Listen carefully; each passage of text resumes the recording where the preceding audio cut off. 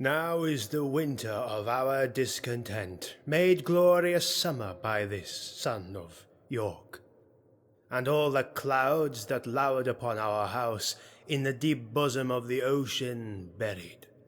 Now are our brows bound with victorious wreaths, our bruised arms hung up for monuments, our stern alarums changed to merry meetings, our dreadful marches to delightful measures.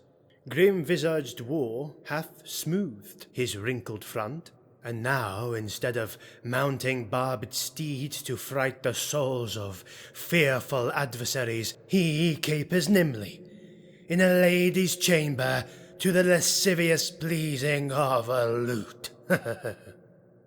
But I, that am not shaped for sportive tricks, nor made to court an amorous looking-glass, I, that am rudely stamped, and want love's majesty to strut before a wanton ambling nymph, I, that am curtailed of this fair proportion, cheated of feature by dissembling nature, deformed, unfinished, sent before my time into this breathing world scarce half made up, and so lamely and unfashionable that dogs bark at me as I halt by them.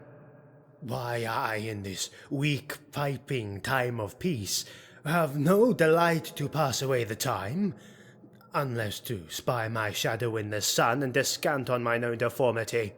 And therefore, since I cannot prove a lover to entertain these fair, well-spoken days, I am determined to prove a villain, and hate the idle pleasures of these days.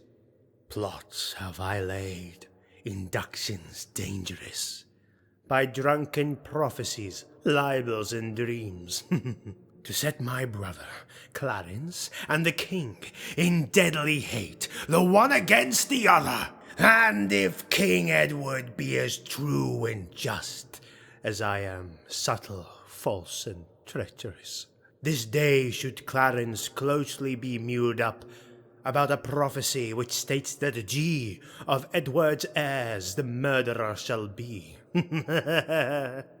Dive thoughts down to my soul. Here Clarence comes.